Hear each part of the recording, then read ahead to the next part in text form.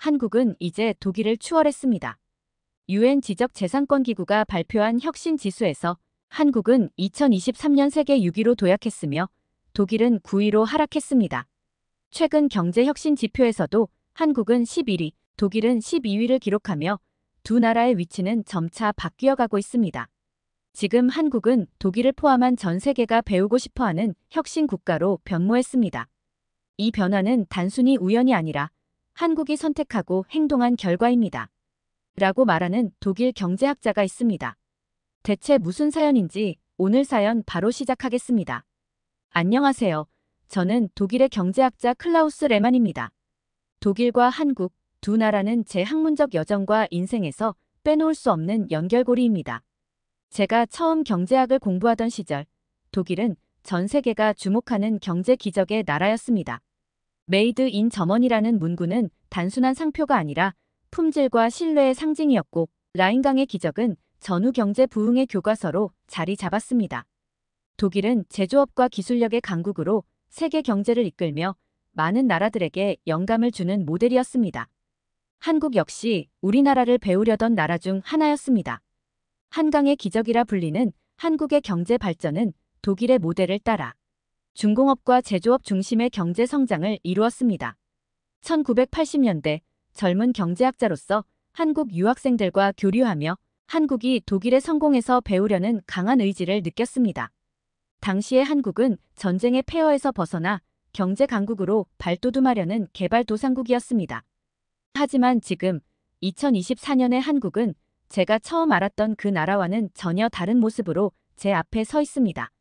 최근 독일은 과거의 영광을 잃어가고 있다는 비판을 받고 있습니다. 제조업 기반은 여전히 강하지만 전기차, 인공지능, 반도체와 같은 첨단 기술 산업에서는 경쟁력을 잃고 있습니다. 반면 한국은 이러한 산업에서 눈부신 성과를 내며 글로벌 리더로 부상하고 있습니다. 유럽 전체가 혁신에서 뒤처지고 있다는 경고가 독일 내부에서도 나오고 있는 가운데 한국은 경제 다각화와 혁신을 통해 독일을 앞서고 있습니다. UN 지적재산권기구가 발표한 혁신 지수에서 한국은 2023년 세계 6위로 도약했으며 독일은 9위로 하락했습니다. 독일 언론은 한국의 특허와 창의적 연구에서의 성과를 높이 평가하며 한국이 독일을 추월했다는 분석을 내놓았습니다. 최근 경제혁신 지표에서도 한국은 11위, 독일은 12위를 기록하며 두 나라의 위치는 점차 바뀌어가고 있습니다.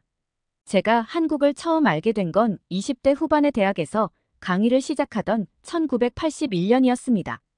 당시 저는 뮌헨에 있는 한명문대학에서 조교수로 임용된 직후였고 경제학 박사 학위를 막 마치고 열정적으로 학생들을 가르치던 시기였습니다. 당시 독일은 라인강의 기적이라 불리는 경제 성장을 이룩한 뒤 전 세계적으로 주목받고 있었습니다. 제 강의에는 각국에서 온 유학생들이 참여했는데 그 중에서도 유독 제 눈길을 끈 학생들이 있었습니다. 바로 한국에서 온 유학생들이었습니다. 처음엔 솔직히 한국이라는 나라에 대해 아는 것이 거의 없었습니다. 독일 교과서에 등장하는 건 세계대전 당시 일본의 식민지였다는 사실과 한국 전쟁 정도뿐이었죠. 그러나 강의를 진행하며 한국 학생들의 태도에 큰 충격을 받았습니다. 그들은 단순히 배우는 것을 넘어 독일의 경제 모델에 대해 끝없이 질문하고 더 깊이 파고들며 왜 이런 모델이 성공했는지 철저히 이해하려는 의지가 있었습니다. 어느 날 강의가 끝난 후 한 한국 학생이 제게 다가와 물었습니다. 교수님, 독일은 어떻게 전쟁 후 이렇게 빠르게 경제를 재건할 수 있었나요? 그걸 우리나라에서도 적용할 수 있을까요? 그 순간 저는 멈칫했습니다. 그 질문은 단순히 학문적인 호기심이 아니라 자신의 나라를 바꾸고자 하는 강한 열망에서 나온 것임을 느낄 수 있었습니다. 독일 학생들에게서조차 들어본 적 없는 질문이었죠. 그날 이후 저는 한국이라는 나라에 대해 조금씩 조사하기 시작했습니다. 당시의 한국은 개발도상국으로 국민소득은 독일에 비해 매우 낮았습니다. 그러나 그 나라 사람들이 보여주는 배움에 대한 열정과 나라를 바꾸고자 하는 의지는 독특했습니다. 한국 유학생들이 독일 유학생들과는 다르게 항상 조별 과제에서 리더 역할을 맡고 밤늦게까지 도서관에 남아 공부하는 모습은 제게 깊은 인상을 남겼습니다. 특히 기억에 남는 일 하나가 있습니다. 한국 학생 한 명이 독일 경제사를 다룬 제 논문을 복사해 가더니 며칠 후 제게 빽빽한 메모가 적힌 종이를 들고 찾아왔습니다. 이 부분에서 독일의 제조업 중심 경제 구조가 한국에 적용될 가능성이 있다고 생각합니다. 교수님의 의견은 어떠신가요? 그의 질문에 저는 당황했습니다. 대부분의 학생들이 그저 강의를 듣고 시험 준비를 할 뿐인데 그는 독일과 한국의 경제적 차이를 비교하며 독창적인 아이디어를 제시했기 때문입니다. 그 시절 저는 한국이라는 나라가 단순히 배우기만 하는 나라가 아니라고 느꼈습니다. 그들은 독일의 성공 모델을 자신들의 방식으로 변형하고 적용하려는 강한 의지를 가지고 있었습니다. 한국 학생들과의 대화를 통해 저는 그들이 단순히 학문적 성취를 목표로 하는 것이 아니라 자신의 나라를 발전시키고자 하는 집단적 사명감을 가지고 있다는 것을 깨달았습니다. 그들이 그토록 열심히 배우려는 이유는 뭘까? 그 나라에서는 무슨 일이 벌어지고 있는 걸까? 이런 생각이 머릿속에서 떠나지 않았습니다. 마침내 1991년 저는 한국 정부의 초청으로 처음 한국을 방문할 기회를 얻게 되었습니다. 당시의 서울은 지금과는 많이 다른 모습이었습니다. 도시 전반적으로는 소박함이 느껴졌고 거리를 걸어다니는 사람들은 지쳐 있었지만 눈빛은 단단했습니다. 그 속에서 묘한 활기를 감지할 수 있었습니다. 한국 사람들의 표정에는 무언가 굳은 결이 같은 것이 느껴졌거든요. 첫날, 저는 한국 경제 관료들과의 회의에 참석했습니다.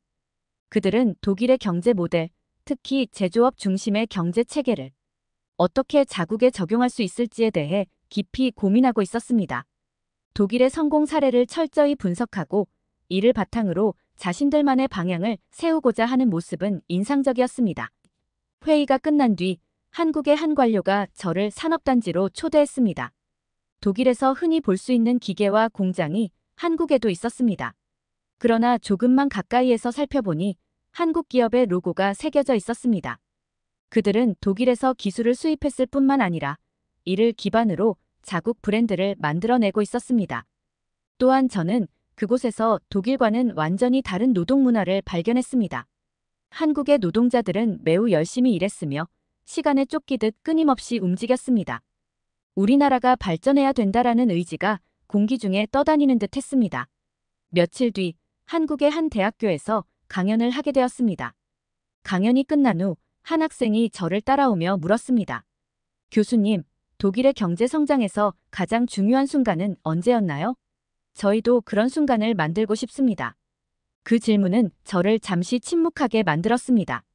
과거 독일은 마셜 플랜 같은 외부의 도움을 받아 경제를 재건했지만 한국은 스스로의 힘으로 여기까지 온 나라였습니다. 저는 그들에게 독일이 배웠던 교훈은 여러분도 이미 알고 있는 것 같습니다. 하지만 여러분은 그 교훈을 더 빠르고 현명하게 적용하고 있네요 라고 답했습니다. 한국에서의 짧은 일정 동안 저는 깨달았습니다. 이 나라는 단순히 배우는 데서 멈추지 않고 배운 것을 자신만의 방식으로 재해석하고 더 나은 결과를 만들어내고자 하는 나라였습니다. 1990년대 초반 처음 한국을 방문했을 때의 기억은 저에게 강렬한 인상을 남겼습니다. 그곳은 분명히 성장 가능성이 넘치는 나라였지만 아직은 발전 과정에 있던 개발도상국의 모습을 가지고 있었습니다. 그러나 2000년대에 접어들면서 제가 알던 한국은 완전히 다른 나라로 바뀌어 있었습니다. 2003년 저는 한국의 한 학회에 초청받아 다시 서울을 방문했습니다. 도착하자마자 놀라움을 금치 못했습니다. 첫 방문 때 보았던 단순하고 소박했던 도시의 모습은 사라지고 초고층 빌딩과 화려한 스카이라인을 가진 현대적인 도시가 제 앞에 있었습니다. 거리에는 한국산 자동차들이 가득했고 간판마다 삼성, LG, 현대 등 한국 기업의 이름이 빛나고 있었습니다. 이 모든 것이 불과 10여 년 만에 이루어진 변화라는 사실이 믿기지 않았습니다. 학회 첫날, 저는 발표를 하기 전에 한국의 경제 성장에 대해 이야기를 나누는 몇몇 학자들과 만났습니다. 그들은 자국의 성장을 자랑스럽게 여기면서도 앞으로 나아가야 할 방향에 대해 진지하게 고민하고 있었습니다. 특히 한국이 독일처럼 제조업 강국으로 성장했을 뿐 아니라 이제는 첨단 기술과 혁신에서 두각을 나타내고 있다는 점에 대한 자신감을 보였습니다. 저는 한국이 독일의 경제 모델을 뛰어넘어 새로운 경제적 정체성을 만들어가고 있다는 것을 느꼈습니다. 제 발표 주제는 독일의 제조업 성공 사례와 한국 경제에 주는 교훈이었습니다. 그런데 강연이 끝난 후 질문을 받는 과정에서 저는 예상치 못한 감정을 느꼈습니다. 한국 청중들은 더 이상 독일을 단순히 배우는 대상으로만 보지 않았습니다. 대신 한국의 첨단 산업이 독일의 전통적 제조업과 어떻게 협력할 수 있을까요? 또는 한국의 반도체 기술이 독일 경제에 어떤 영향을 줄 수 있을까요? 라는 질문이 나왔습니다. 이들은 독일과의 비교에서 점점 대등한 위치에 서고 있음을 인식하고 있었습니다. 특히 한 참석자가 질문한 내용이 제게 깊은 인상을 남겼습니다. 그는 이렇게 물었습니다. 교수님, 독일은 산업혁명 이후 지속적인 성장세를 유지했지만 현재의 한국은 더 짧은 시간 안에 더 큰 변화를 이뤄냈습니다. 독일이 한국으로부터 배울 점은 무엇이라고 보십니까? 순간 저는 잠시 말을 잃었습니다. 과거에는 항상 독일이 가르치는 입장이었는데 이제는 독일이 배우는 입장에 서야 한다는 현실을 그 자리에서 직면하게 된 것입니다. 학회가 끝난 후 저는 한 한국 기업의 연구소를 방문할 기회를 얻었습니다. 삼성전자였습니다. 연구소 내부를 둘러보며 저는 이곳이 단순히 제품을 만들어내는 공장이 아니라 미래를 설계하는 공간이라는 것을 느꼈습니다. 연구원들은 최신 반도체 기술과 관련된 프로젝트에 몰두하고 있었고 그들의 자신감과 열정은 무한해 보였습니다. 한 연구원이 제게 이런 말을 했습니다. 우리는 더 이상 다른 나라를 따라가려고 하지 않습니다. 이제는 우리가 표준을 만들어야 한다고 생각합니다. 이 말을 듣고 저는 강렬한 감정에 휩싸였습니다. 이 나라가 이렇게 단단한 자신감을 가지게 된 배경에는 그들만의 끝없는 도전 정신이 있음을 깨달았습니다. 또한 그들의 기업 문화 역시 독일과는 완전히 달랐습니다. 독일은 여전히 안정성과 전통을 중시하는 반면 한국은 속도와 혁신을 중심으로 돌아가고 있었습니다. 제가 관찰한 한국의 연구소와 기업들은 항상 빠르게 변화를 수용하고 실패를 두려워하지 않으며 새로운 시장을 개척하는 데 열정적이었습니다. 독일 학계와 언론에서는 점차 독일의 경제적, 사회적 위기를 자각하는 목소리가 커졌습니다. 그 중심에는 놀랍게도 과거 독일을 배우던 나라였던 한국이 자주 언급되었습니다. 한국의 빠른 발전은 단순히 경제적 성공을 넘어 독일과의 비교에서 독일의 약점을 드러내는 역할을 하게 되었기 때문입니다. 저는 당시 독일 내에서 활발히 논의되던 철도 문제와 디지털 전환 이슈를 연구하던 중 한국과의 격차를 직접적으로 체감하게 되었습니다. 독일은 여전히 유럽 내에서 교통 인프라와 기술력을 자랑했지만 문제는 정체였습니다.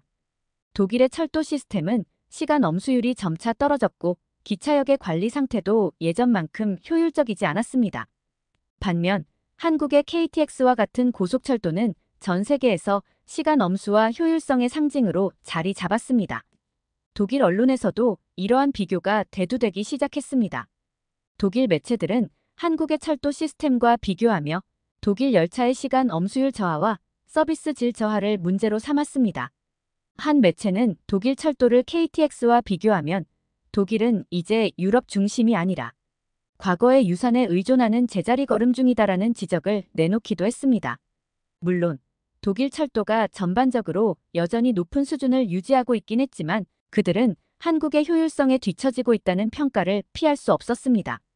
그러나 철도는 단지 시작에 불과했습니다. 디지털 전환은 독일이 한국과의 격차를 가장 뼈아프게 느낀 분야였습니다. 한국은 세계에서 가장 빠르게 5G 네트워크를 구축했고 디지털 경제로의 전환을 선도하며 정보통신 기술 강국으로 자리매김했습니다.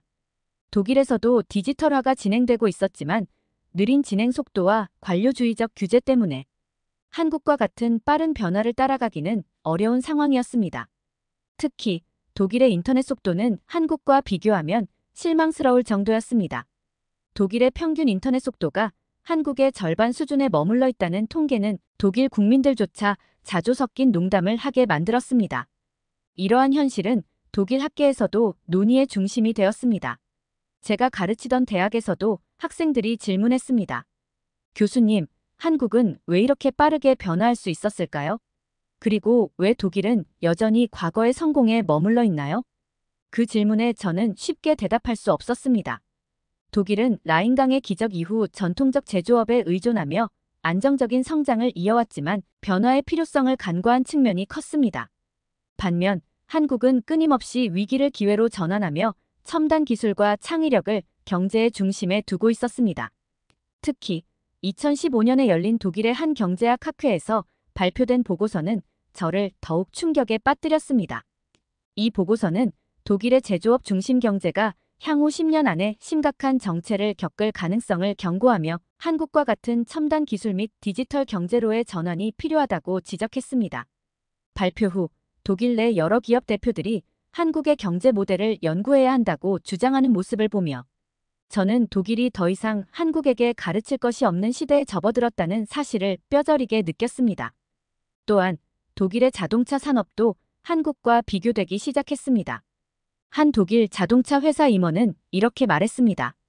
우리는 전통적으로 뛰어난 엔지니어링을 자랑해왔지만 이제는 한국산 전기차 배터리 없이는 미래를 논할 수 없는 상황입니다. 독일이 과거의 명성을 유지하려는 동안 한국은 이미 미래를 준비하고 있었던 것입니다. 독일 학계와 언론은 점점 더 한국을 연구 대상으로 삼고 있었습니다. 한국이 디지털 경제에서 어떻게 성공했는지, 그리고 그 성공의 기반에는 어떤 요소들이 있는지 분석하고 배우려는 노력이 커지고 있었습니다. 한국의 기술력과 경제적 발전에 놀라움을 느끼고 있던 저는 또 하나의 새로운 충격을 받게 되었습니다. 그것은 바로 한국의 문화적 영향력, 소위 말하는 K컬처였습니다. 과거에 한국은 산업화와 제조업 중심의 경제로 발전한 나라로만 알고 있었지만 이제는 문화라는 새로운 영역에서 독일뿐만 아니라 전 세계를 사로잡고 있었습니다. 제 딸은 그 당시 20대 후반으로 독일에서 흔히 볼 수 있는 평범한 젊은 세대였습니다. 어느 날 그녀가 저에게 뜬금없이 물었습니다. 아빠, BTS 알아요? 저는 순간 멍해졌습니다. BTS, 뭐라고? 딸은 웃으며 스마트폰 화면을 제게 내밀었고 화면 속에는 7명의 젊은 한국 남성들이 화려한 춤을 추며 노래를 부르고 있었습니다. 인터넷을 검색해보니 BTS는 전 세계에서 폭발적인 인기를 끌고 있었고 그들의 음악은 단순히 팬들을 즐겁게 하는 수준을 넘어선다는 것을 알게 되었습니다. 그들의 노래는 자기 개발, 사회 문제, 그리고 청춘의 고민을 다루며 팬들에게 깊은 공감을 주고 있었습니다. 하지만 K컬처는 단지 음악에 국한되지 않았습니다. 제가 가장 충격을 받았던 것은 한국 드라마와 영화의 영향력이었습니다. 제가 독일 대학에서 가르치던 한 학생이 이렇게 말했습니다. 교수님, 혹시 기생충이라는 영화를 보셨나요? 저는 아직 보지 않았다고 답했지만 그 학생은 영화에 대한 이야기를 열정적으로 설명하며 그 작품이 단순히 한국 영화가 아니라 세계적으로 중요한 메시지를 전달한 작품이라고 말했습니다. 그리고 그의 기생충은 칸 영화제에서 황금 종려상을 받았고 2020년에는 아카데미 작품상을 수상하며 전 세계적으로 한국 영화의 위상을 높였습니다.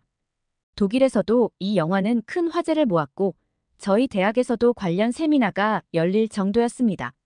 저는 세미나를 준비하며 한국 영화가 단순히 한국적인 이야기를 담고 있는 것이 아니라 글로벌 관객들에게도 공감과 생각할 거리를 제공한다는 점에 감탄했습니다. 또한 한국 드라마는 독일의 젊은 세대들 사이에서 엄청난 인기를 끌고 있었습니다. 제 수업에서 만난 몇몇 학생들은 주말마다 한국 드라마를 몰아보는 것이 취미라고 말했습니다. 한 학생은 저에게 한국 드라마는 캐릭터의 감정 표현이 섬세하고 스토리 전개가 흥미진진해서 한번 보기 시작하면 멈출 수 없어요라고 말했습니다. K컬처는 단순히 엔터테인먼트 산업에서 그치지 않았습니다. 한국의 미용 산업, 패션, 심지어 음식 문화까지 독일에서 점차 유행이 되고 있었습니다. 독일의 여러 도시에 한국 식당이 생기기 시작했고 독일 청년들은 김치, 비빔밥 같은 음식을 맛보며 한국 문화를 체험하기 시작했습니다. 무엇보다 놀라웠던 점은 한국 정부와 기업이 K컬처를 단순한 문화적 성공으로 끝내지 않고 경제적 성과로 연결하고 있다는 점이었습니다. K-팝 그룹의 활동은 한국을 대표하는 브랜드가 되었고 그들이 나오는 광고는 한국 제품의 신뢰도를 높이는 데 기여했습니다. 삼성, 현대 같은 기업은 K컬처의 글로벌 인기에 힘입어 자사 브랜드를 더 널리 알리는 기회를 잡았습니다. 저는 깨달았습니다. 한국은 이제 더 이상 산업화의 성공 사례로만 주목받는 나라가 아니었습니다. 그들은 자신들의 문화를 글로벌 브랜드로 만들고 이를 경제 성장과 소프트 파워로 전환하는 능력을 보여줬습니다. 독일도 과거에는 베토벤과 괴테 같은 문화적 아이콘을 통해 세계적으로 소프트 파워를 발휘했지만 지금은 그 역할을 한국이 수행하고 있었습니다. 저는 한국의 문화적 성공이 독일에게도 중요한 교훈을 준다고 생각했습니다. 문화는 단순한 오락이 아니라 국가를 세계에 알리는 가장 강력한 도구다. 이 사실을 깨닫는 순간 저는 한국의 새로운 힘을 인정하지 않을 수 없었습니다. 과거 독일이 한국에 경제적 영감을 주었다면 이제는 한국이 독일에게 문화적 영감을 주는 시대가 된 것입니다. 저는 한 학회에서 독일과 한국의 경제 발전 모델에 대해 발표할 기회를 얻었습니다. 발표 후 한국에서 온 한 교수와 이야기를 나누었는데 그는 이렇게 말했습니다. 독일이 예전에 한국에게 가르침을 준 나라라면 이제는 한국이 독일에게 영감을 주는 나라가 되어가고 있습니다. 그 말은 저를 자극했습니다. 특히 한국의 디지털 전환은 독일과 극명한 대조를 이루었습니다. 한국은 이미 2010년대 초반부터 5G 네트워크를 구축하며 전 세계의 디지털 경제를 선도하고 있었습니다. 반면 독일은 여전히 느린 인터넷 속도와 과도한 규제로 인해 디지털화가 더딘 상황이었습니다. 제가 강의를 하면서 학생들에게 한국의 디지털 성공 사례를 언급할 때 독일 학생들이 한국에 대한 부러움을 표하는 모습을 보았습니다. 그들은 교수님, 왜 독일은 한국처럼 빠르게 변화하지 못하나요? 라고 묻곤 했습니다. 저는 그 질문에 쉽게 답하지 못했습니다. 제게 가장 큰 아쉬움을 남긴 것은 독일 사회의 변화 속도였습니다. 독일은 여전히 전통적 제조업과 안정성에 의존하며 천천히 변화를 추구하고 있었습니다. 독일에서 제가 만난 많은 기업가들은 한국의 속도감과 혁신 정신을 부러워하며 독일도 이제는 과감한 변화를 시도해야 한다고 말했습니다. 하지만 독일은 관료주의와 규제의 벽에 막혀 여전히 느린 걸음을 이어가고 있었습니다. 2020년 초 저는 독일에서 열린 국제경제학 컨퍼런스에 참석했습니다. 이번 컨퍼런스는 단순히 독일 경제를 다루는 자리가 아니라 글로벌 경제의 변화와 혁신이라는 주제를 다루고 있었습니다. 특히 그 중에서도 한국과 독일의 협력 가능성에 대한 세션이 포함되어 있어 저의 관심을 끌었습니다. 한국은 이미 경제적, 문화적으로 독일과 대등하거나 심지어 앞서가는 모습을 보이고 있었고 이 주제가 독일 학계에서도 중요하게 다뤄지기 시작한 것입니다. 제가 발표한 주제는 독일의 제조업과 한국의 첨단 기술, 미래 경제의 융합이었습니다. 발표를 준비하면서 저는 두 나라가 가진 강점이 얼마나 다른지 다시 한번 깨닫게 되었습니다. 독일은 여전히 정교한 제조업과 고급 기술력을 자랑하고 있었지만 디지털화나 첨단 기술 산업에서의 혁신 속도는 느렸습니다. 반면 한국은 제조업 기반을 디지털 기술과 결합하여 새로운 산업 구조를 만들어내는데 성공했으며 반도체, 전기차 배터리, 5G 기술 등에서 세계적인 리더로 자리 잡고 있었습니다. 발표가 끝난 후 여러 학자들이 저를 찾아와 독일과 한국의 협력 가능성에 대해 질문했습니다. 그중 한 한국 학자가 던진 질문이 기억에 남습니다. 그는 이렇게 말했습니다. 독일과 한국이 각자의 강점을 기반으로 협력하면 전 세계의 새로운 경제 모델을 제시할 수 있을 겁니다. 하지만 독일은 과거의 전통과 시스템에 얽매여 변화를 더디게 받아들이는 것처럼 보입니다. 교수님은 이 문제를 어떻게 보십니까? 저는 한동안 생각에 잠겼습니다. 그의 말은 정확했습니다. 컨퍼런스 이후 저는 한 가지 프로젝트를 구상하게 되었습니다. 그것은 바로 독일과 한국 대학 간의 연구 교류 프로그램이었습니다.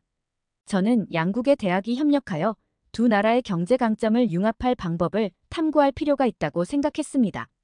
독일 대학은 제조업의 전통적 강점을, 한국 대학은 첨단 기술과 디지털 혁신을 제공하며 서로 배우고 성장할 수 있는 기회를 만들어야 했습니다. 2021년 저는 마침내 독일과 한국 대학 간의 협력 프로그램을 성공적으로 출범시켰습니다. 이 프로그램의 목표는 단순히 연구 결과를 공유하는 것을 넘어 두 나라의 학문적 강점을 결합하여 새로운 경제 모델과 기술을 창출하는 것이었습니다.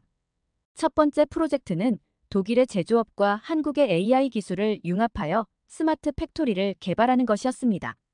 이는 양국의 기업들과도 협력하여 진행되었고 학생들과 연구자들에게 큰 기대를 불러일으켰습니다.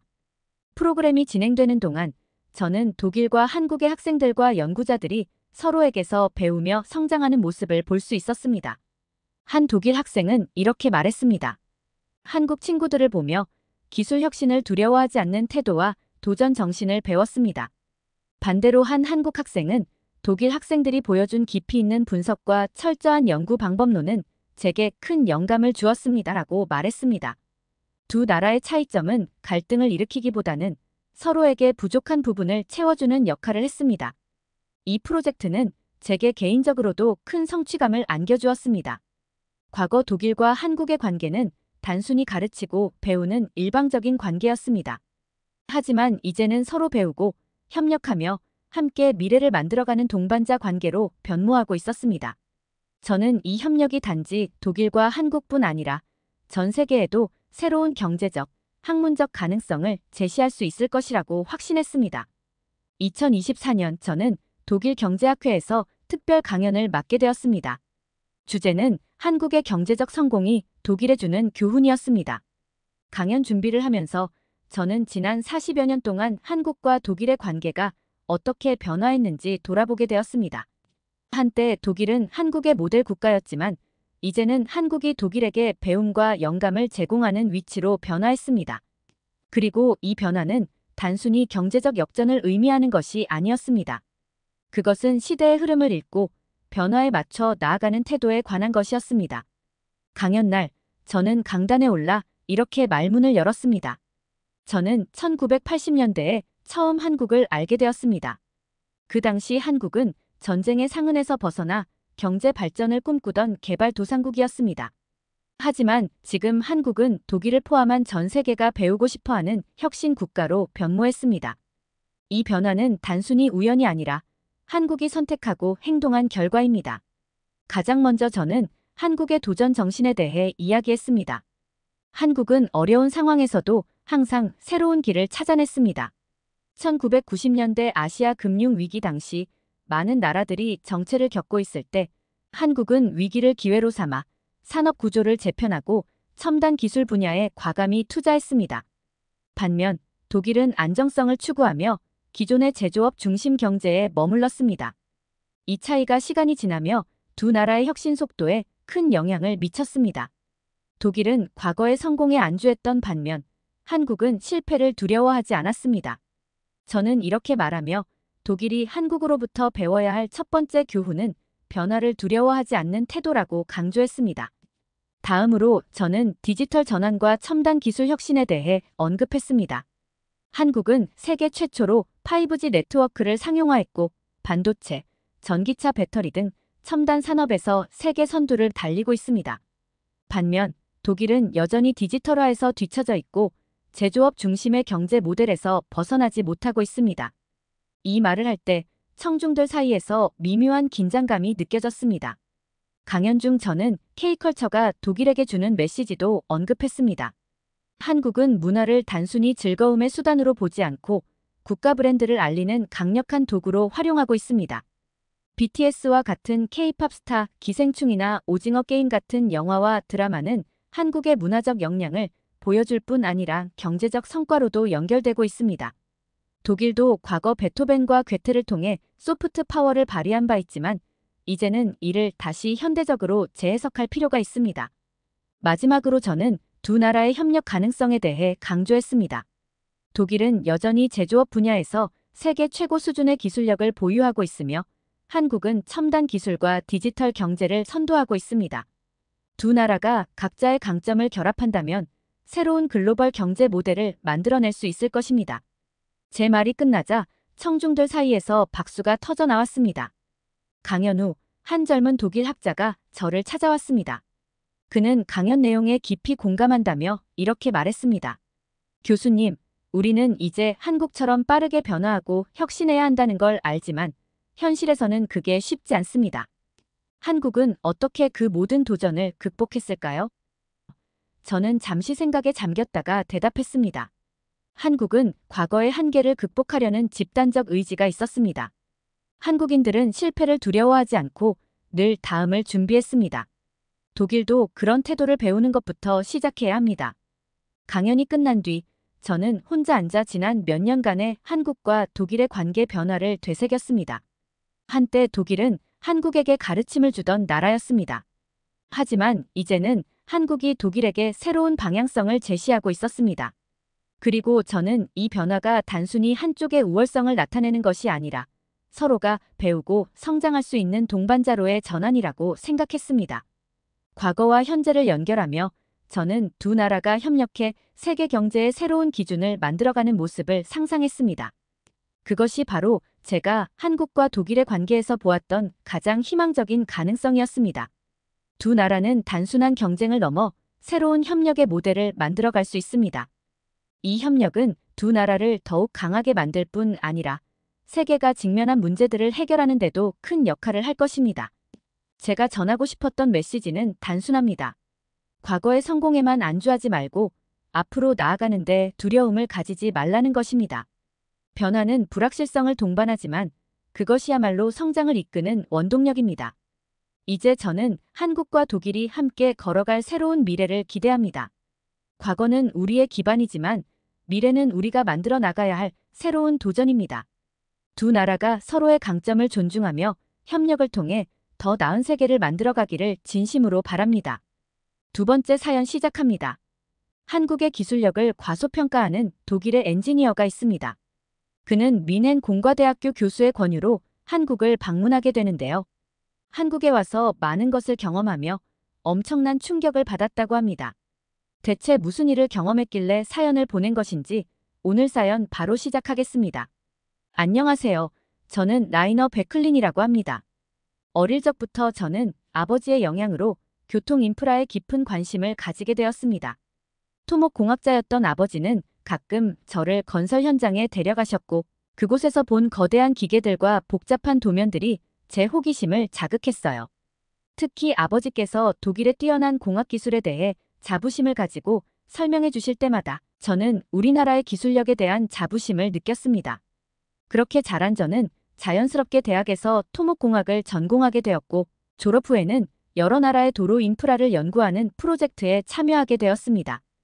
이 과정에서 저는 다른 나라들의 기술력을 직접 경험하며 독일의 우수성을 다시 한번 확인할 수 있었죠. 독일의 자랑, 아우토반에 대해 이야기하자면 할 말이 정말 많습니다. 속도 제한이 없는 구간, 완벽하게 관리된 노면, 그리고 세계 최고 수준의 효율적인 교통체계까지. 저는 항상 아우토반이 단연코 세계 최고의 고속도로라고 확신해왔어요. 유럽의 교통 인프라가 세계에서 가장 뛰어나다는 것은 의심할 여지가 없는 사실이라고 믿었죠.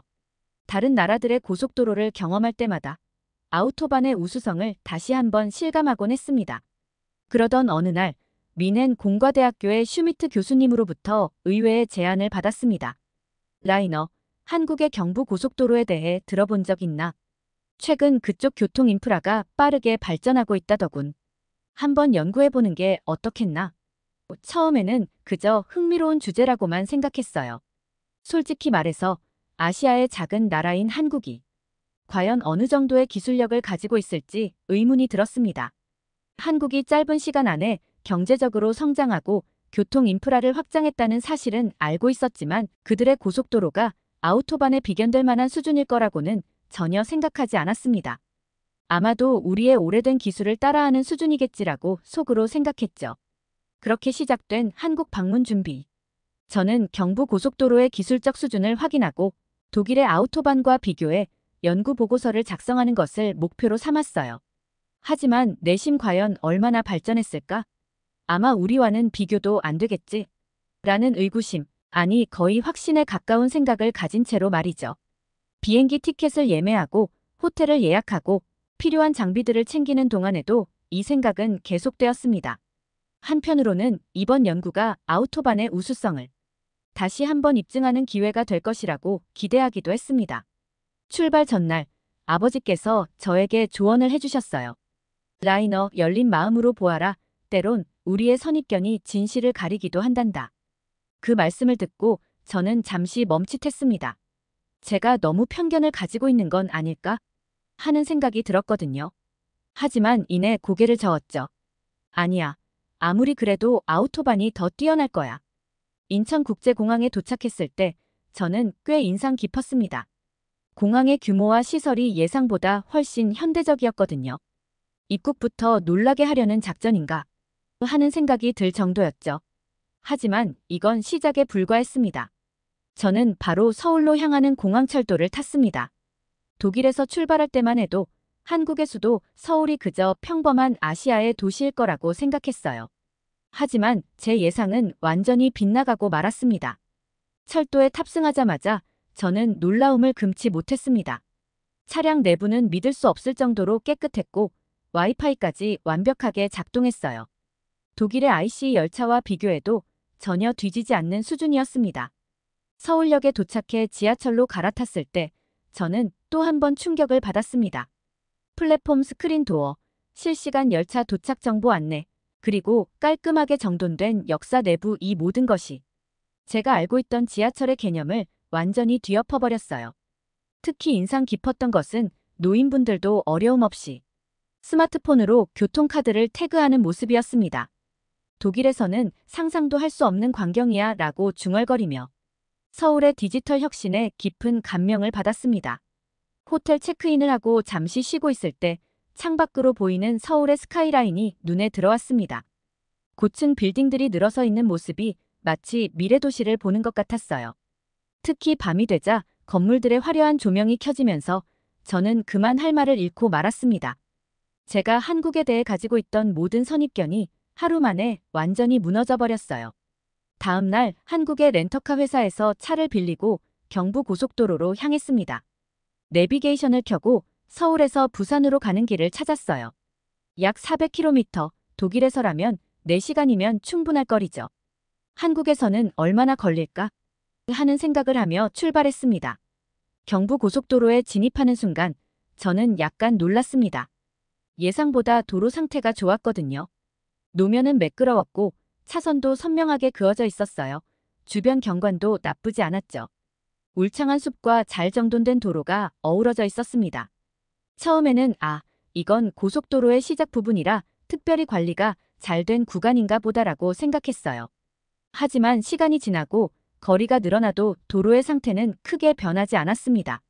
저는 점점 더 흥미를 느끼기 시작했습니다. 이런 수준의 도로 관리는 아우토반과 비슷한 수준이었거든요.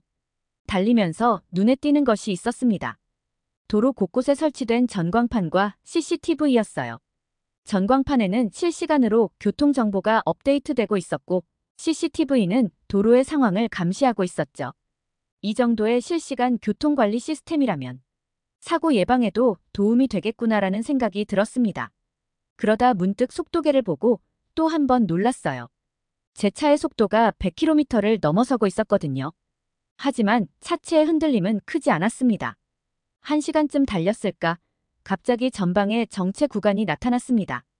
순간 역시 교통체증은 피할 수 없는가 보다라고 생각했어요. 하지만 그때였습니다. 내비게이션이 갑자기 경로를 변경하더니 우회로를 안내하기 시작했어요. 저는 안내에 따라 우회로로 진입했고 20분 만에 다시 원래 경로로 복귀할 수 있었습니다. 이 경험은 저에게 꽤 인상적이었어요. 실시간으로 교통 상황을 파악하고 대안을 제시하는 이 시스템은 아우토반에서도 볼 수 있는 것이었지만 여기서는 더 효율적으로 작동하는 것 같았습니다. 저는 점점 더 이 도로에 관심을 가지기 시작했습니다. 한국이 이 정도까지 발전했다고? 라는 생각이 계속해서 머릿속을 맴돌았어요. 그러면서도 한편으로는 여전히 의구심이 남아 있었습니다. 이게 정말 전체 구간의 모습일까? 아니면 특별히 관리되는 구간만 지나고 있는 걸까? 하는 생각이 들었거든요. 시간이 지날수록 그런 의구심은 점점 사라져갔습니다. 어느 구간을 달리든 도로의 상태는 크게 변하지 않았고 교통관리 시스템의 효율성도 계속 확인할 수 있었으니까요. 저는 차를 달리면서도 계속해서 주변을 확인했어요. 도로의 상태, 교통관리 시스템, 주변 시설 등 그리고 그 과정에서 점점 더 한국의 기술력에 감탄하게 되었습니다. 하지만 여전히 한 가지 의문이 남아 있었습니다. 왜 이런 기술력과 효율성에 대해 세계에 잘 알려지지 않은 걸까? 이 의문은 제 마음 한구석에 자리 잡았고 이 고민은 결국 제가 한국의 기술력을 더 자세히 알아보고 싶다는 결심을 하게 만드는 계기가 되었습니다. 경부고속도로를 달리던 중 저는 잠시 휴식을 취하기 위해 휴게소에 들리기로 했습니다. 솔직히 말해 큰 기대는 하지 않았어요. 제가 알고 있던 휴게소는 그저 간단한 식사와 화장실이 있는 평범한 곳이었으니까요. 하지만 이곳에서의 경험은 제 예상을 훌쩍 뛰어넘었습니다. 주차장에 차를 세우고 건물로 향하는 순간 저는 눈을 크게 떴습니다. 휴게소 건물이 예상보다 훨씬 크고 현대적이었거든요. 입구에 들어서자 다양한 식당들과 편의점, 심지어 작은 기념품 가게까지 있었습니다. 이런 곳에서 이렇게 다양한 시설을 라고 중얼거리며 안으로 들어섰어요. 식사를 하기 위해 푸드코트로 향했습니다. 그곳에서 저는 또 다른 흥미로운 광경을 목격했어요. 주문을 위한 키오스크가 여러 대 설치되어 있었고 사람들이 그것을 이용해 손쉽게 주문하고 있었습니다. 저도 호기심에 이끌려 키오스크로 주문을 해보았어요. 화면을 터치하자 다양한 메뉴가 나왔고 영어 지원도 되어 있어 쉽게 주문할 수 있었습니다. 메뉴판을 보니 불고기 버거라는 게 있더라고요. 한국식 햄버거라고 하던데 한번 먹어보고 싶어졌어요. 주문을 하고 기다리는 동안 주변을 둘러보았습니다. 사람들은 대부분 가족 단위나 친구들과 함께 와서 식사를 즐기고 있었어요. 독일의 휴게소와는 달리 여기서는 사람들이 좀 더 오래 머무르며 휴식을 취하는 것 같았습니다. 불고기 버거를 받아 먹어보니 생각보다 맛있더라고요. 고기의 맛이 독특했고 소스도 처음 맛보는 풍미였습니다. 식사를 하면서 주변을 더 자세히 관찰했어요. 휴게소 내부에는 작은 공원 같은 휴식 공간도 있었고 심지어 어린이들을 위한 놀이 공간도 있었습니다. 이건 정말 놀라웠어요. 독일의 휴게소에서는 상상도 할 수 없는 광경이었거든요. 식사를 마치고 휴게소를 둘러보면서 저는 점점 더 한국의 문화에 대해 궁금해졌습니다. 이런 휴게소의 모습은 단순히 편의 시설을 넘어서 한국 사람들의 생활 방식과 문화를 반영하고 있는 것 같았거든요. 고속도로 여행을 하면서도 편안하게 쉬어갈 수 있는 공간을 만들어 놓은 것이 인상적이었습니다. 특히 눈에 띈 것은 휴게소 내의 청결함이었어요. 이렇게 많은 사람들이 이용하는 공간인데도 불구하고 화장실을 포함한 모든 시설이 깨끗하게 유지되고 있었습니다. 이는 분명 체계적인 관리 시스템과 이용자들의 의식 수준이 높다는 것을 보여주는 것 같았어요. 휴게소를 나오면서 저는 한국의 고속도로 문화에 대해 새로운 시각을 갖게 되었습니다. 단순히 도로의 기술적인 면뿐만 아니라 이용자들의 편의와 문화적 요소까지 고려한 총체적인 시스템이라는 생각이 들었어요. 이것이 한국의 발전된 모습 중 하나구나 싶었습니다. 다시 차에 올라타면서 저는 이번 여정이 단순히 도로 기술을 비교하는 것을 넘어 두 나라의 문화와 생활 방식의 차이를 이해하는 기회가 될 것 같다는 생각이 들었습니다. 그리고 이런 경험들이 제 연구에 더 깊이 있는 통찰을 줄 수 있을 거라는 기대감도 생겼어요. 하지만 동시에 한 가지 의문도 들었습니다. 이렇게 대규모의 휴게시설이 과연 효율적일까? 유지관리 비용은 어떻게 충당하고 있을까? 이런 생각들이 머릿속을 맴돌았어요. 그날 저녁 숙소에서 노트북을 펴고 오늘 겪은 경험을 정리하면서 저는 제가 한국에 대해 가지고 있던 선입견들이 하나둘씩 깨져가고 있다는 것을 깨달았습니다. 다음 날 저는 경부고속도로의 교통관리 시스템에 대해 좀 더 자세히 알아보기로 했습니다. 전날 봤던 CCTV와 전광판이 어떻게 작동하는지 그리고 이 시스템이 실제로 얼마나 효율적인지 확인하고 싶었거든요. 아침 일찍 출발해 고속도로에 진입했습니다. 이번에는 특별히 주의를 기울여 도로 곳곳에 설치된 시설물들을 관찰했어요. CCTV는 약 2km마다 설치되어 있었고 전광판은 주요 구간마다 볼 수 있었습니다. 이 정도의 밀도라면 도로 상황을 실시간으로 모니터링하기에 충분해 보였어요. 주행 중에 갑자기 전방의 사고 정보가 전광판에 떴습니다. 10km 앞에서 교통사고가 발생했다는 내용이었어요. 그리고 동시에 내비게이션이 우회 경로를 제한하기 시작했습니다. 저는 이 제한을 따라 우회로로 진입했고 놀랍게도 큰 지체 없이 목적지로 향할 수 있었어요. 이 경험은 저에게 꽤 인상적이었습니다. 실시간으로 교통 상황을 파악하고 즉각적으로 대안을 제시하는 이 시스템은 아우토반에서도 있지만 여기서는 더욱 신속하고 정확하게 작동하는 것 같았거든요. 특히 내비게이션과의 연계가 매우 효율적으로 이루어지고 있다는 점이 눈에 띄었습니다. 그러다 문득 궁금증이 생겼어요. 이 모든 정보는 어디서 관리되고 있을까? 이 의문을 해결하기 위해 저는 경부고속도로 교통관제센터를 방문하기로 했습니다. 사전에 연락을 취해 방문 허가를 받았고 다음날 센터를 찾아갔어요. 교통관제센터에 도착하자 그곳의 규모에 다시 한번 놀랐습니다. 거대한 모니터 벽에는 실시간으로 고속도로의 모든 구간이 표시되고 있었고 수십 명의 직원들이 근무하며 도로 상황을 모니터링하고 있었어요. 센터 관계자의 설명을 들어보니 이곳에서는 CCTV, 속도 감지기, 기상 정보 등 다양한 데이터를 실시간으로 수집하고 분석한다고 합니다. 그리고 이를 바탕으로 교통 흐름을 예측하고 필요한 경우 신속하게 대응 조치를 취한다고 해요. 특히 인상 깊었던 것은 인공지능 기술을 활용한 예측 시스템이었습니다. 과거의 데이터와 현재의 상황을 종합적으로 분석해 앞으로의 교통 상황을 예측하고 이를 바탕으로 선제적인 조치를 취한다고 하더라고요. 이는 제가 알고 있던 교통관리 시스템의 수준을 한 단계 뛰어넘는 것이었습니다.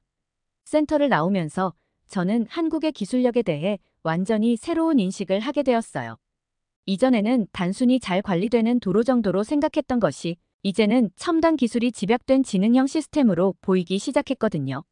호텔로 돌아가는 길에 저는 계속해서 이날의 경험을 곱씹어 보았습니다. 아우토반과 비교했을 때 경부고속도로의 교통관리 시스템은 분명 몇 가지 면에서 앞서 있었어요. 특히 실시간 대응 능력과 예측 시스템의 정확도 면에서 그랬습니다. 하지만 동시에 의문점도 생겼습니다. 이렇게 첨단화된 시스템을 운영하는 데 드는 비용은 어떻게 충당하고 있을까? 그리고 이런 시스템이 실제로 사고율 감소나 교통 흐름 개선에 얼마나 기여하고 있을까? 다음날 일어나서 경부고속도로의 역사와 그것이 한국 경제에 미친 영향에 대해 알아보기로 했습니다. 아침 일찍 일어나 자료를 찾아보니 경부고속도로가 1970년에 완공되었다는 사실을 알게 되었어요. 이는 제가 생각했던 것보다 훨씬 오래된 역사였습니다. 더 놀라운 것은 이 고속도로가 착공에서 완공까지 단 2년 5개월밖에 걸리지 않았다는 점이었어요. 그 당시 한국의 기술력과 경제 상황을 고려하면 이는 정말 대단한 성과로 보였습니다. 독일에서도 이 정도 규모의 프로젝트를 그렇게 짧은 시간 안에 완성하기는 쉽지 않았을 거예요. 특히 서울 대전 구간을 약 6개월 만에 완성이 되었다고 하는데 독일이 그 당시의 한국 경제 상황과 비슷했다면 10년은 걸리지 않았을까 싶을 정도로 말도 안 되는 속도로 완성되었더군요. 이런 역사적 배경을 알고 나니 경부고속도로를 바라보는 제 시선이 달라졌습니다. 단순한 도로가 아니라 한 나라의 발전 의지와 열정이 담긴 상징물처럼 느껴졌거든요. 그래서 저는 이 고속도로가 한국 경제에 어떤 영향을 미쳤는지 더 자세히 알아보고 싶어졌습니다. 자료를 더 찾아보니 경부고속도로가 한국의 경제 발전에 큰 역할을 했다는 것을 알 수 있었어요. 서울과 부산을 잇는 이 도로는 물류 비용을 크게 줄이고 지역 간 이동을 용이하게 만들어 경제 성장의 촉매제 역할을 했다고 합니다. 특히 1970년대와 80년대 한국의 급속한 경제 성장에 중요한 기반이 되었다고 해요. 이런 사실들을 알게 되니 이 도로가 단순한 교통로가 아니라 한국의 경제 성장 역사를 담고 있는 살아있는 증거물 같다는 생각이 들었습니다. 그래서 저는 이 도로의 역사를 직접 느껴보고 싶어졌어요. 경부고속도로의 옛 모습을 간직하고 있다는 한국도로공사 도로박물관을 방문하기로 했습니다. 이곳에 도착하자 마치 시간 여행을 한 것 같은 기분이 들었어요. 고속도로의 역사를 보여주는 작은 전시관이 있었고 그곳에서 경부고속도로의 건설 과정과 초기 모습을 볼 수 있었습니다. 전시관에서 본 옛 사진들은 정말 인상적이었어요. 험한 산길을 뚫고 도로를 만드는 모습, 완공 후 처음으로 달리는 차들의 모습 등을 보며 이 도로에 담긴 한국인들의 노력과 열정을 느낄 수 있었습니다. 특히 놀라웠던 것은 당시 이 도로 건설에 많은 일반 시민들이 자발적으로 참여했다는 사실이었어요. 이는 제가 알고 있던 어떤 도로 건설 프로젝트와도 다른 점이었습니다. 도로박물관에서 많은 자료들을 보면서 저는 이 도로가 단순히 두 도시를 잇는 것이 아니라 한 나라의 발전 의지를 상징한다는 것을 깨달았습니다. 50년이 넘는 세월 동안 이 도로는 한국의 경제 성장과 함께 발전해왔고 지금도 계속해서 진화하고 있다는 생각이 들었어요. 하지만 동시에 의문점도 생겼습니다. 이렇게 오래된 도로를 어떻게 현대적 수준으로 유지할 수 있었을까? 그리고 급속한 경제 발전 과정에서 이 도로는 어떻게 변화해 왔을까? 지난 며칠간의 경험과 수집한 자료들을 바탕으로 경부고속도로와 아우토반을 본격적으로 비교하고 시스템의 차이점을 분석해 보기로 했어요. 먼저 도로의 구조적 측면에서 살펴보았습니다. 아우토반은 대부분의 구간에서 속도 제한이 없는 것이 특징이에요. 이를 위해 도로의 설계 단계에서부터 고속주행을 고려한 곡선 반경과 경사도를 적용합니다. 반면 경부고속도로는 최고 속도가 제한되어 있지만 그 대신 더 많은 차량을 효율적으로 수용할 수 있도록 설계되어 있었어요. 도로 포장 기술에서도 차이가 있었습니다. 아우토반은 콘크리트 포장을 주로 사용하여 내구성을 높이는데 중점을 둔 반면 경부고속도로는 아스팔트 포장을 주로 사용하면서도 지속적인 유지보수를 통해 노면 상태를 최적으로 유지하고 있었어요.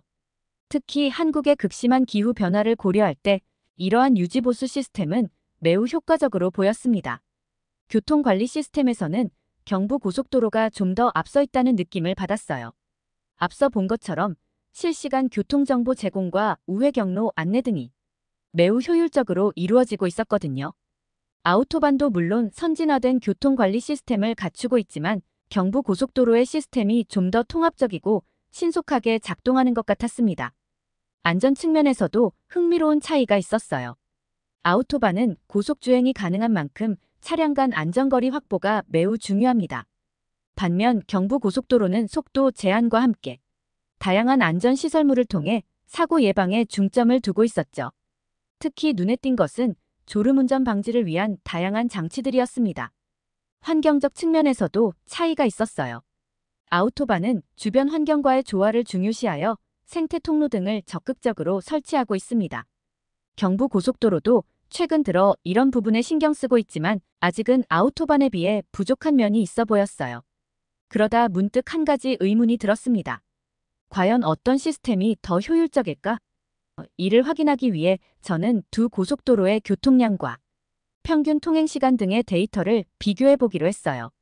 분석 결과 놀랍게도 경부고속도로가 단위 면적당 더 많은 차량을 더 빠르게 수송하고 있다는 사실을 알게 되었습니다. 물론 아우토반의 무제한 속도 구간에서는 개별 차량의 이동 속도가 더 빠를 수 있지만 전체적인 교통 흐름의 효율성 측면에서는 경부고속도로가 앞서고 있었어요. 이런 결과를 보면서 저는 두 시스템이 각각의 장단점을 가지고 있다는 것을 깨달았습니다. 아우토반은 개인의 주행 자유도를 극대화하는 방향으로, 경부고속도로는 전체적인 효율성을 높이는 방향으로 발전해 왔다고 볼 수 있겠더라고요. 하지만 동시에 의문점도 생겼습니다. 과연 이런 차이가 단순히 기술적인 선택의 결과일까? 아니면 두 나라의 문화적 차이를 반영하는 것일까? 이 질문에 대한 답을 찾기 위해 저는 한국의 교통 전문가들과 인터뷰를 해보기로 결심하고 연락을 했습니다. 첫 번째로 만난 교수님은 경부고속도로의 역사적 의미에 대해 자세히 설명해 주셨습니다. 이 도로는 단순한 교통로가 아닙니다. 한국인의 근면성과 발전 의지가 집약된 상징이죠. 1960년대 말 한국은 아직 개발도상국이었습니다. 그런 상황에서 이 거대한 프로젝트를 시작했다는 것 자체가 대단한 일이었어요. 교수님은 계속해서 설명을 이어갔습니다. 당시 많은 사람들이 이 프로젝트가 너무 야심차다고 생각했지만 한국인들의 열정과 노력으로 불가능을 가능으로 만들어냈죠. 그의 말씀을 들으며 제가 이 도로에서 느꼈던 특별한 에너지가 어디서 온 것인지 이해할 수 있었어요. 그것은 바로 한국인들의 끈질긴 의지와 열정이었던 것입니다. 두 번째로 만난 엔지니어는 경부고속도로의 기술적 측면에 대해 설명해 주었습니다. 우리는 지속적으로 새로운 기술을 도입하고 있어요. 하지만 더 중요한 건 이 기술들을 어떻게 효율적으로 통합하고 운영하느냐입니다. 예를 들어, 우리는 최근 AI 기술을 활용한 교통 흐름 예측 시스템을 도입했어요. 이 시스템은 과거의 데이터를 분석해 미래의 교통 상황을 예측하고 그에 맞춰 신호 체계를 실시간으로 조절합니다. 엔지니어는 더 자세한 설명을 이어갔습니다. 또한 우리는 도로 상태를 실시간으로 모니터링하는 센서 네트워크를 구축했어요. 이를 통해 도로의 파손이나 위험 요소를 즉시 감지하고 대응할 수 있죠. 이 말을 듣고 저는 왜 경부고속도로의 시스템이 그토록 유기적으로 작동하는지 이해할 수 있었습니다. 그것은 단순히 첨단 기술을 도입하는 것이 아니라 그 기술들을 효과적으로 연결하고 운영하는 능력이 있었기 때문이었습니다. 마지막으로 만난 정책 전문가는 앞으로의 계획에 대해 이야기해 주었어요. 우리는 단순히 현재에 만족하지 않습니다.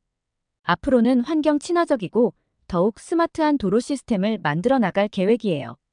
예를 들어 태양광 도로를 실험적으로 도입할 예정입니다. 이는 도로 표면에 태양 전지판을 설치해 전기를 생산하는 기술이죠. 정책 전문가는 더 나아가 미래의 비전을 공유했습니다. 또한 자율주행 차량을 위한 인프라도 준비하고 있어요.